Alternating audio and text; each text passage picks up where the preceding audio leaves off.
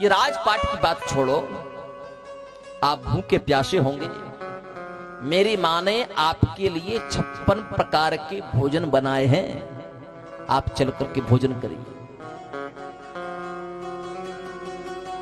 भगवान मुस्कुराए। भगवान ने कहा, दुर्योधन, कुछ परिस्थितियां ऐसी होती हैं जिन परिस्थितियों के कारण भोजन नहीं किया जा सकता, और कुछ लोग करते हैं।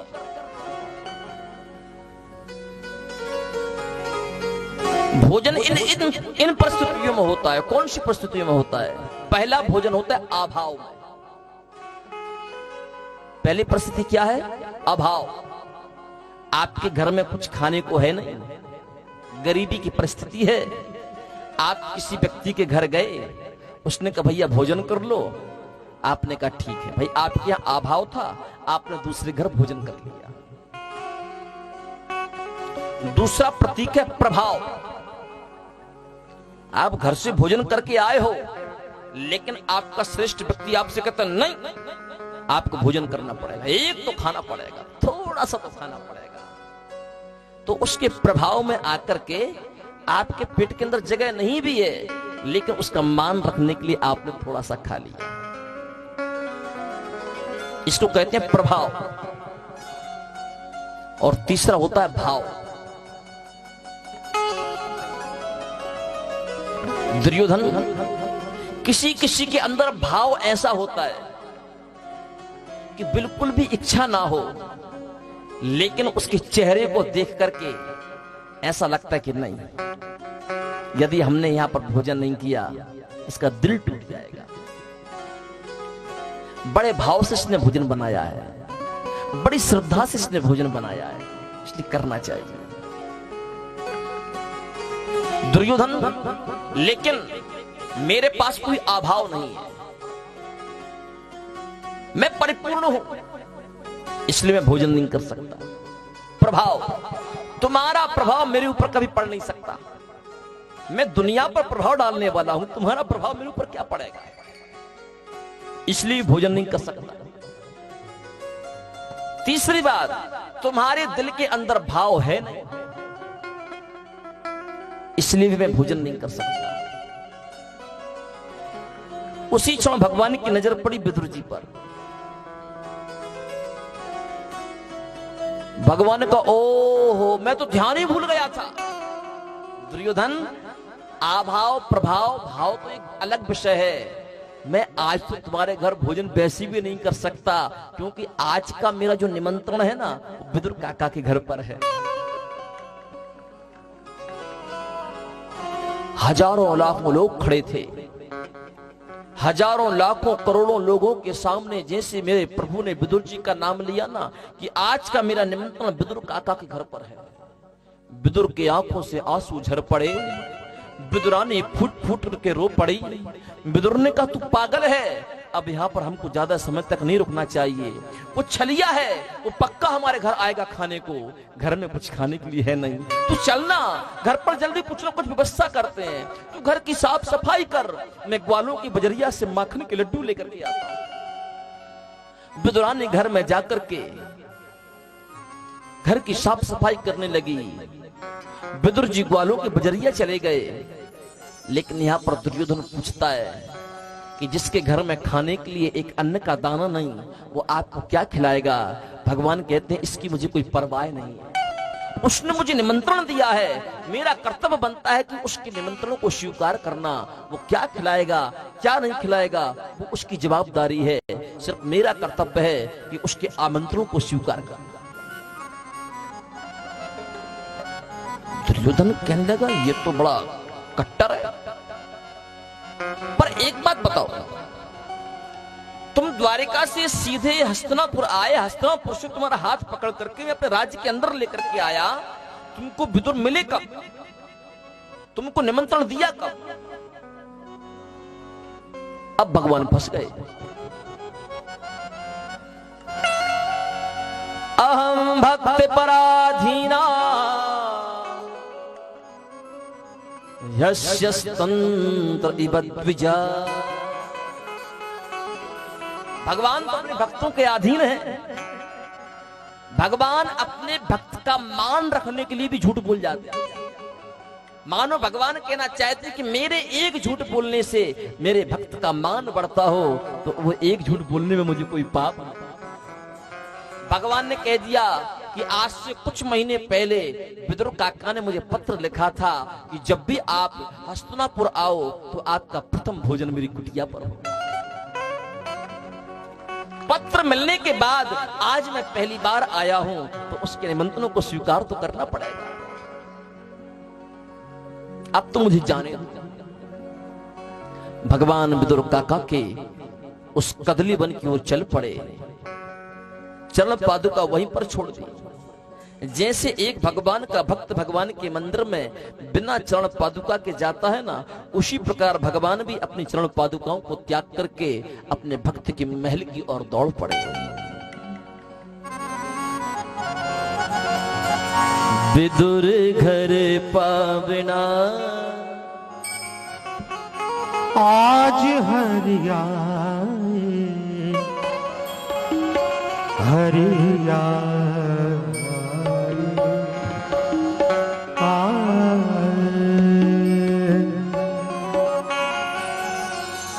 आज हरियाली विदुर घर पावना आज हरियाली विदुर घर पावना आज हरियाली विदुर घर पावना विदुर घर पावना विदुर घर पावना विदुर घर पावना विदुर घर पावना आज हरियाली विदुर घर पावना आज हरियाली विदुर घर पावना।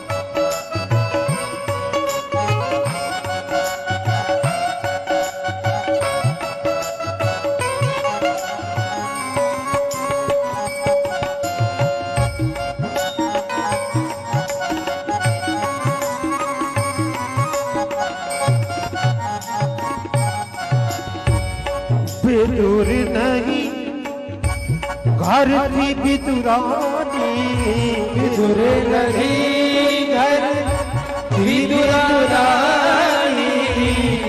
आवत देख सारंग पानी आवत देखे सारंग पानी ले आसन बैठा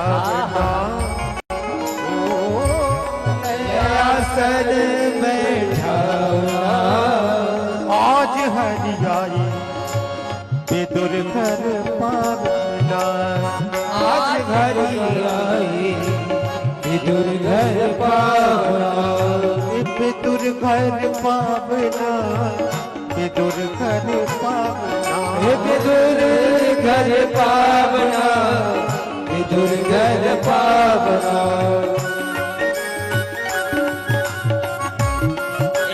दोनों हाथ भक्त और भगवान के मिलन में खड़े कर दीजिए।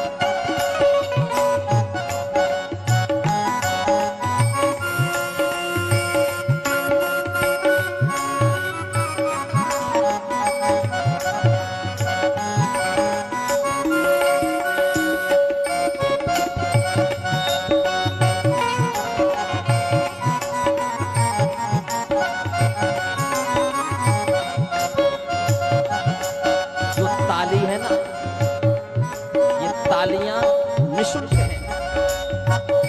ताली बजाने में कोई शुल्क नहीं लगता, कोई पैसा नहीं लगता। जो हमारे हाथ में जो सूर्य रेखा होती है ना, धन की रेखा होती है, यहाँ पर जिसकी धन की रेखा कटी हो, भगवान के कीर्तन में जो ताली बजाता है ना, उसकी कटी हुई रेखा सुधर जाती है और धन की रेखा बड़ी हो जाती है।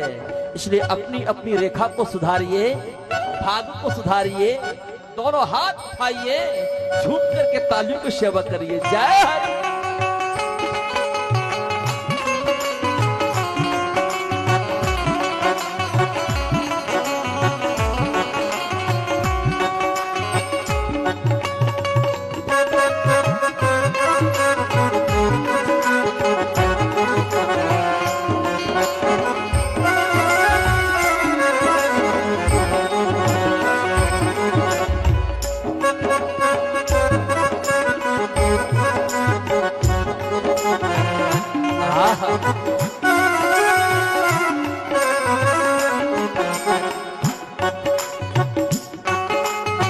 अरे आपत ही हरि यही सुनाए हूँ, आपत ही हरि यही सुनाए हूँ। काकी जी हमें भूख सताए हूँ, काकी जी हमें भूख सताए हूँ। साख पाते कछुला बना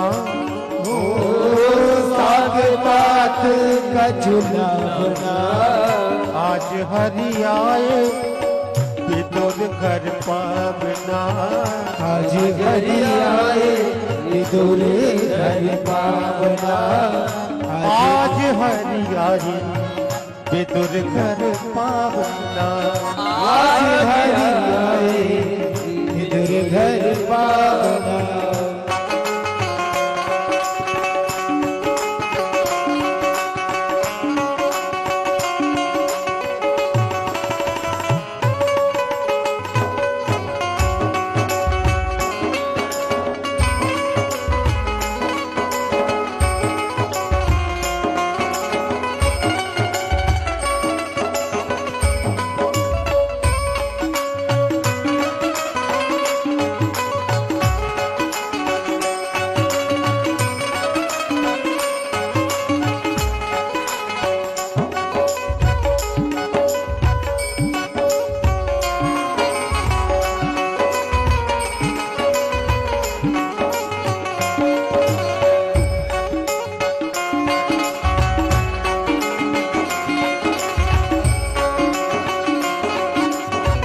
क्या बात है?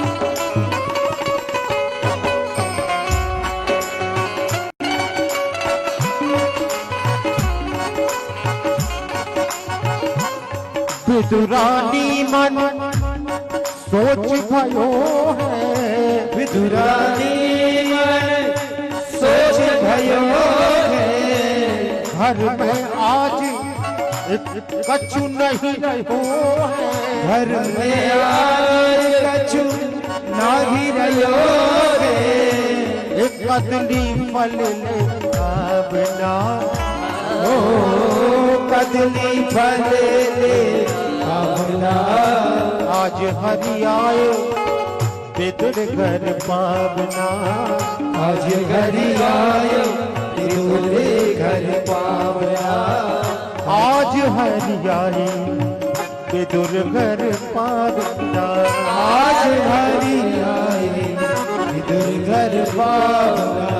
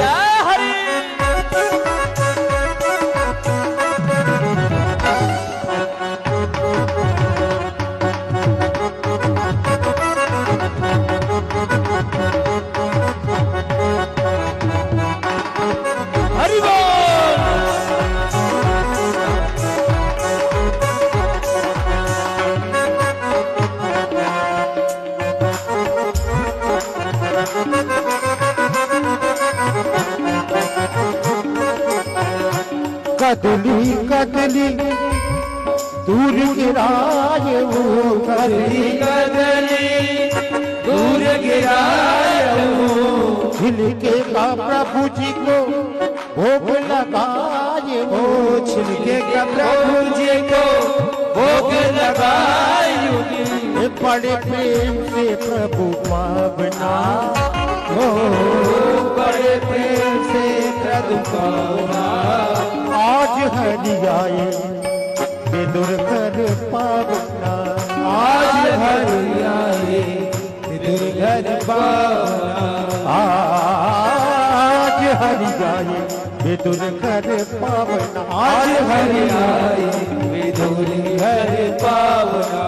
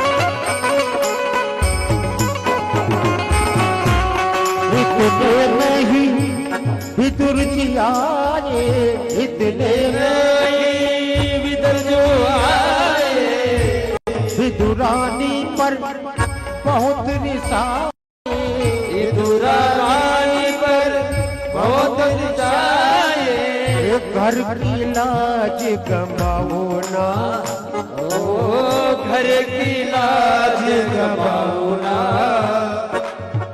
आज हरि आए विदुर घर पावना, आज हरि आए विदुर घर पावना।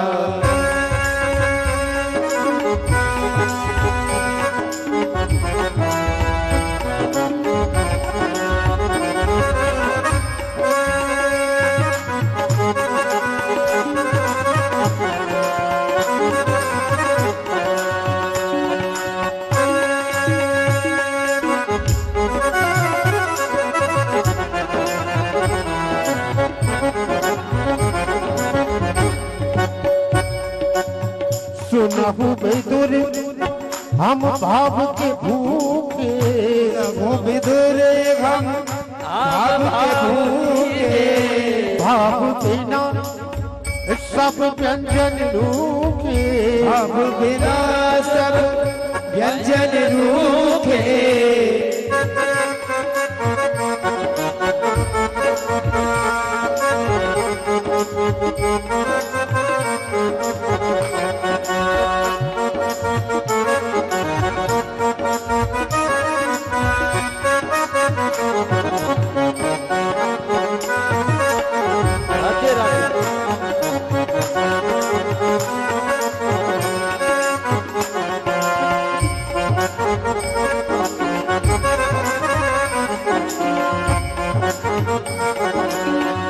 भाव बिना सब व्यंजन रूखे, भाव बिना सब व्यंजन रूखे, कभी ऐसा स्वाद ना बना, ओ कभी ऐसा स्वाद नहीं बना, आज हरि आए विदुर घर पावना, घर आए विदुर घर पावना, आज हरि आए विदुर घर पावना, आज हरि आए विदुर घर पावना, विदुर घर पावना, विदुर घर पावन, ओ विदुर घर पावना, विदुर घर पावना, विदुर घर पावना, विदुर घर पावना, ओ विदुर घर पावना, विदुर घर पावना।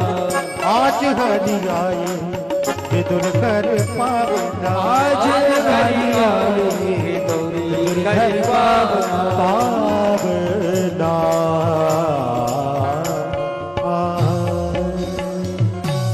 चलते चलते भगवान विदुर रानी की उस कुटिया तक पहुंचे। कुटिया अंदर से बंद थी, दरवाजा लगा हुआ था। भगवान ने जाकर के सांकर बजाई, काकी द्वार।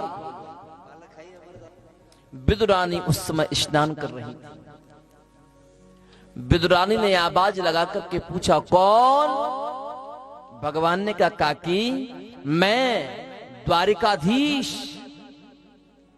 सुखदेव जी कहते, राजन जैसे ही द्वारिकाधीश के नाम को विदुर रानी ने सुना, विदुर रानी भाव विभोर हो गई, अपनी संपूर्ण स्थिति को भूल गई। किस अवस्था में बैठी हूं?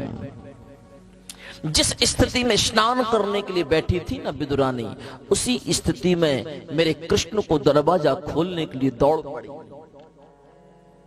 दरवाजा खोल दिया। मेरे द्वारिकानाथ ने अपना पीतांबर उठाया और विदुर रानी काकी के अंग पर फेंक दिया। विदुर रानी ने मेरे द्वारिकानाथ का हाथ पकड़ लिया। बाहर क्यों खड़े हो, अंदर आओ। एक हाथ से द्वारिकानाथ के हाथ को पकड़ करके रखा, एक हाथ में चौकी उठा ली। एक जगह विदुर रानी ने चौकी लगाई, बोले इस पर बैठो ना, ये जगह बहुत अच्छा है, बहुत सुंदर है, शुद्ध है, पवित्र है। जैसे द्वारिकानाथ उस चौकी पर बैठने वाले ही थे, विदुर रानी कहे, खड़े हो जाओ, खड़े हो जाओ, बैठो मत।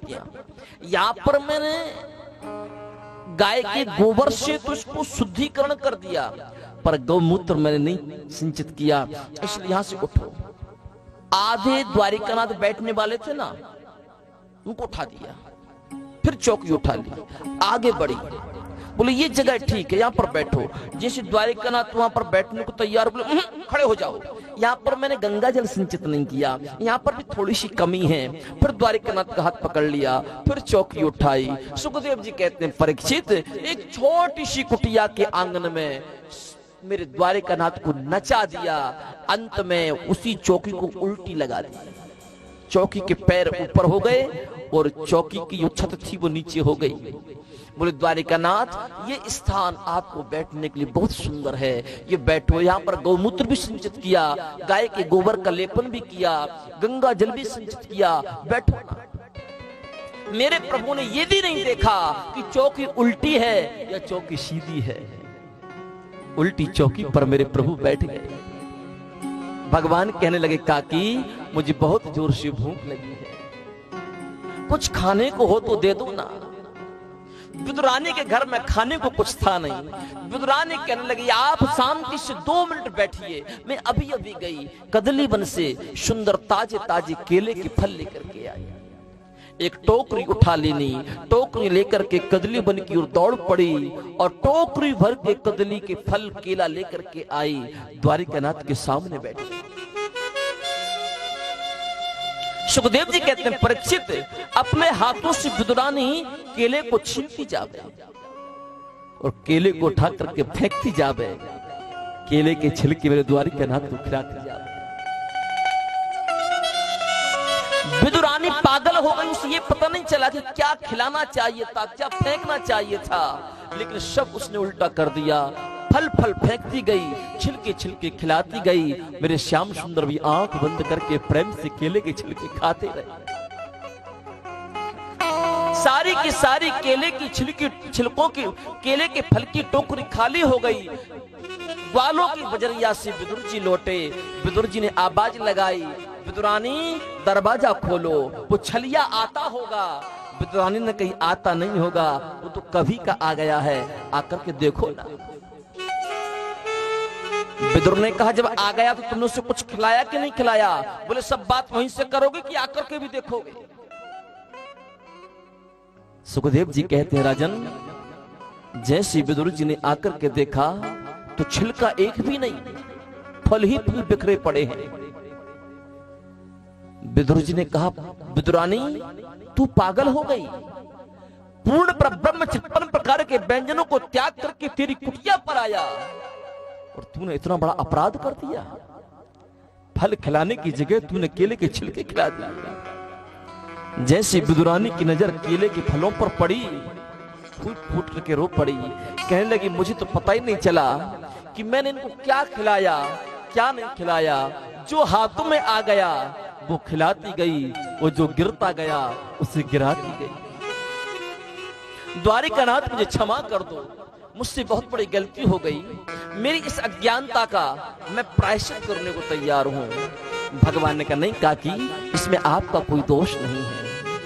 विदुर जी ने कहा, गोविंद आपने जो केले के छिलके खाए हैं ना, उससे आपके मुख का स्वाद खराब हो गया होगा।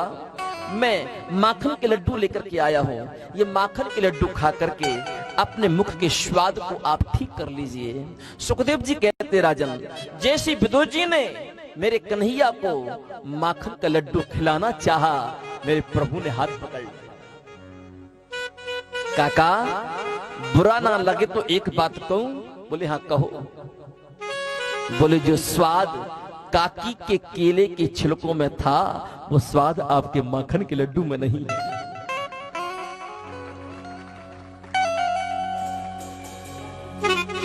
त्रेता युग में सबरी के जूठे वेर और द्वापर में विदुरानी के केले के छिलके, इनका मैं कभी भी स्वाद भूल नहीं सकता, इनको मैं कभी भी विस्मृत कर नहीं सकता। विदुर जी समझ गए द्वारिकानाथ के सामने कौन सी भक्ति सफल हो जाए, आज तक कोई नहीं समझ पाया। विदुर जी ने हाथ जोड़ करके भगवान से प्रार्थना की कि प्रभु मुझे क्या करना चाहिए। भगवान ने कहा अपने भक्ति के अलावा कुछ और नहीं करना चाहिए, तुम पावन गंगा की यात्रा करो। गंगा के तट पर आपको मैत्रेय मुनि मिलेंगे और मैत्रेय मुनि से मिल करके आप भक्ति की चर्चा करो।